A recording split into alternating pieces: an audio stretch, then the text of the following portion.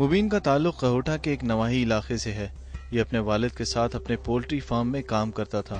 ایک روز والد نے اسے کسی بات پر ڈانٹا اور یہ گھر چھوڑ کر بھاگ آیا اور ایک سیکیورٹی کمپنی میں ملازمت اختیار کر لی۔ اسی دوران اس کی ملاقات دو اور ملازموں سے ہوئی جنہوں نے اسے ذہنی طور پر جرم کرنے کے لیے آمادہ کیا۔ یہ لوگ جب بھی بیٹھتے ہمیشہ یہی سوچتے کہ کب اور کیسے اپنے پلان کو عملی جامہ پہنایا جائے۔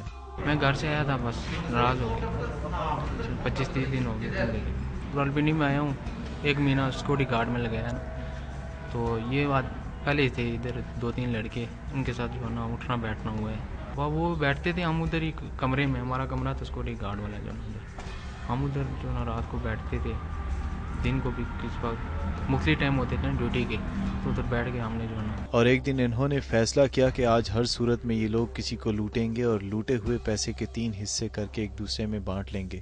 مبین ان دونوں کے ساتھ اپنی سیکیورٹی کمپنی کا پستول لے کر گھر سے نکلا اور ٹیکسی روکی۔ ٹیکسی میں بیٹھا اور اسے شہر سے دور جانے کو کہا۔ چکری کے پاس پہنچے تو مبین نے ڈرائیور کو پستول کی زد پر رکھا اور گاڑی روک کر رقم کا مطالبہ کیا ہی تھا کہ پیچھے ایک اور گاڑی آتی ہوئی دکھائی دی۔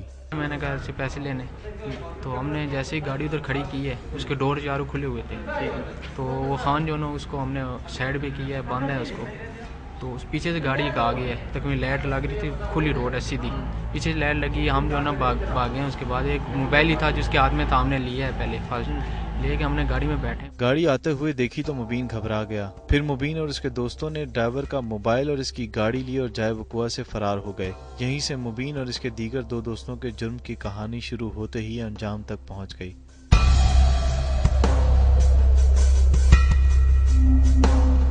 پولیس مبین اور اس کے دوستوں کے چھینے ہوئے موبائل سے ہی ان تک پہنچنے میں کامیاب ہو گئی۔ SMS کیے ہیں جو نا، اسے بلایا اپنے سٹاپ پہ، تو اس کے ساتھ تھی سول میں پولیس، 2-3 آدمی تھے گاڑی میں۔ پھر وہاں سے ہمیں بھی یہاں لایا، ہمیں یہاں تک اندر تک پتہ نہیں تھا کہ یہ پولیس والے، پھر یہاں آ کے مانگے۔ اب مبین حوالات میں عادی مجرموں کے ساتھ دن رات رہتا ہے اور اپنے کیے پر پچھتاتا رہتا ہے، اور اللہ سے معافی مانگتا ہے کہ ایک بار اسے یہاں سے نکلنے کا موقع مل جائے، اس کے بعد یہ کبھی کسی کے کہنے میں آ کر جرم نہیں کرے گا۔ نہیں، بس فرسٹ ٹائم تھا، بس ایسے سوسائٹی میں آ گئے جو نا، لڑکے ایسے مل گئے جو نا، ابھی پچھتاوا ہے۔ آنے والے چند دنوں میں مبین جیل چلا جائے گا، مگر ناتجربہ کاری کے بنا پر اس نے جو جرم کیا اور اس جرم کی پاداش میں اسے جو سزا ملی، شاید مبین جیسے نوجوانوں کو اس میں کوئی سبق مل سکے۔ کیمرامین فاروق احمد کے ساتھ نعمان مقصود، CNBC پاکستان، راولپنڈی۔